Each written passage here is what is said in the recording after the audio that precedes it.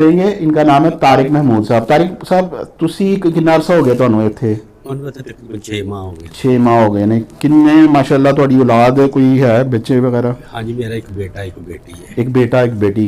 ਕੌਣ ਛੱਡ ਕੇ ਗਿਆ ਤੁਹਾਨੂੰ ਇੱਥੇ? ਮੈਂ ਖੁਦ ਹੀ ਆਇਆ। ਅੱਛਾ, ਕੀ ਵਜ੍ਹਾ ਸੀ ਇੱਥੇ ਆਉਣ ਦੀ? ਮੇਰਾ ਨਾ ਦਰਅਸਲ ਮੇਰੀ ਦੁਕਾਨ ਸੀ ਦਾਲ ਬਾਜ਼ਾਰ ਦੇ ਵਿੱਚ, ਚੀਨੀ ਦਾ ਮੇਰਾ ਥੋਕ ਦਾ ਕੰਮ ਸੀ। ਅੱਛਾ, ਉਹ ਭਾਈ ਦੇ ਨਾਲ ਸਾਂ, ਉਹ ਬਸ ਉਹਦੇ ਨਾਲ ਹੋ ਗਿਆ, ਅਨਬਨ ਹੋ ਗਈ ਤੇ ਉਹ ਪੈਸੇ ਨਾ ਸਾਰੇ ਮੈਨੂੰ ਕੁਛ ਹਿੱਸੇ ਨਹੀਂ ਆਇਆ। ਅੱਛਾ, ਕਾਰੋਬਾਰੀ ਯਾਨੀ ਕਿ ਚਪਕਲਸ਼ ਹੋ ਗਈ ਉਹਨਾਂ ਨਾਲ।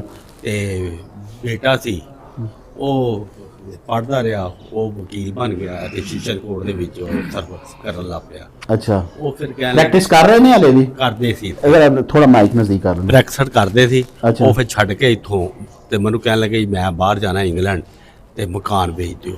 ਅੱਛਾ, ਮੈਂ ਵੀ ਕਿਹਾ ਮੇਰੇ ਕੋਲ ਕੰਮ ਨਹੀਂ ਹੁੰਦਾ ਤੇ ਚਲੋ ਮਕਾਨ ਵੇਚ ਦੇ। ਤੁਹਾਡੀ ਸ਼ਰੀਕੇ ਹਾਥ ਅੱਲਾ ਨੂੰ ਪਿਆਰੇ ਹੋ ਗਏ ਨੇ? ਨਹੀਂ, ਉਹ ਹੈ। ਅੱਛਾ, ਹੈ ਨੇ। ਹਾਂਜੀ, ਤੇ ਉਹ ਬੇਟੀ ਸੀ ਇੱਕ, ਉਹ ਤੇ ਗਿਫਟ ਯੂਨੀਵਰਸਿਟੀ ਦੇ ਵਿੱਚ ਪਤਾ ਨਹੀਂ ਕਿਹੜੇ ਕੰਮ ਦੇ ਵਿੱਚ ਸੀ, ਜੌਬ ਕਰਦੇ? ਜੌਬ ਕਰਦੇ। ਉਹਨੇ ਵੀ ਐਮਫਿਲ ਕੀਤਾ ਹੋਇਆ ਸੀ। ਅੱਛਾ। ਤੇ ਉਹ ਦੋਨੋਂ ਜਿਹਨੇ ਇੰਗਲੈਂਡ ਚਲੇ ਗਏ ਨੇ।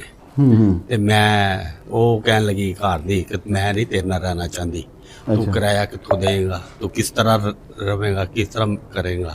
ਉਹ ਆਪਣੀ ਸਿਸਟਰ ਦੇ ਕੋਲ ਚਲੀ ਗਈ। ਮੈਂ ਪਿੱਛੇ ਇਕੱਲਾ ਸਾਂ, ਨਾ ਮੇਰੇ ਕੋਲ ਮਕਾਨ ਸੀ। ਮੈਂ ਫਿਰ ਬਿਹਤਰ ਸਮਝਿਆ ਕਿ ਇੱਥੇ ਆ ਜਾਣਾ ਬਿਹਤਰ ਹੈ। ਨਹੀਂ ਤੇ ਬਾਹਰੋਂ ਜਿਹੜਾ ਬੇਟਾ ਤੇ ਬੇਟੀ ਬਾਹਰ ਗਏ ਨੇ ਹਾਂਜੀ। ਤੇ ਉਹ ਕੋਈ ਤੁਹਾਨੂੰ ਖਰਚਾ ਵਗੈਰਾ ਨਹੀਂ? ਕੋਈ ਰਾਬਤਾ ਨਹੀਂ। ਅੱਛਾ, ਕਿੰਨਾ ਅਰਸਾ ਹੋ ਗਿਆ ਉਹਨਾਂ ਨੂੰ ਬਾਹਰ ਗਏ ਨੂੰ? ਉਹਨਾਂ ਨੂੰ ਮੇਰਾ ਹਾਲੇ 5 ਮਹੀਨੇ 4 ਮਹੀਨੇ ਹੋ ਗਏ ਨੇ। ਅੱਛਾ ਅੱਛਾ ਅੱਛਾ ਅੱਛਾ, ਕੋਈ ਰਾਬਤਾ ਵਗੈਰਾ ਕੋਈ ਕੋਈ ਨਹੀਂ ਸੀ? ਰਾਬਤਾ ਨਹੀਂ। ਇੱਥੇ ਤੁਹਾਨੂੰ ਸਹੀ ਫੈਸਿਲਿਟੀਆਂ ਸਹੀ ਨੇ? ਤੁਹਾਨੂੰ ਕੋਈ ਮੁਸ਼ਕਿਲ ਪਰੇਸ਼ਾਨੀ ਤੇ ਨਹੀਂ नहीं? नहीं, खाना खाना शाना वगैरह से बिल्कुल अच्छा, यानी कि माहौल भी अच्छा माहौल है? भी अच्छा है। हाँ जी, ਚਲੋ ਠੀਕ ਹੋ ਗਿਆ। ਉਹ ਉਮੀਦ ਹੈ ਕਿ ਬੱਚਿਆਂ ਨਾਲ ਕੋਈ ਰਾਬਤਾ ਹੋਏਗਾ ਤੇ ਤੁਹਾਨੂੰ ਲੈ ਜਾਣਗੇ?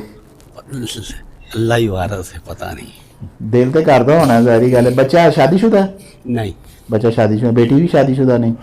ਅੱਛਾ ਅੱਛਾ ਅੱਛਾ ਅੱਛਾ, ਚਲੋ ਜੀ, ਅੱਲਾह ताला ਉਹਨਾਂ ਨੂੰ ਹਦਾयत दे, अल्लाह ताला जी ਤੁਹਾਨੂੰ भी सब्र दे कि आप जिस तरह आप लोग देख रहे हैं कि उम्र के इस हिस्से में इन लोगों को जिन्होंने अपनी औलाद को पाला पोसा बड़ा किया, जिस तरह वो बता रहे हैं कि बच्चा भी माशाल्लाह इस काबिल हो गया है और वो बेटी भी माशाल्लाह एमफिल किया, जॉब भी करती रही, दोनों अब बाहर होते हैं और उन बच्चों के पास इनसे रबते का भी इवन के टाइम नहीं है और वो उनको मजबूरन जो है इस उम्र के इस हिस्से में जो है वो यहाँ पर आना पड़ रहा है, क्योंकि उम्र का ये हिस्सा ऐसा होता है कि जिसमें ज़ाहिरी बात है औलाद ने संभालना होता है।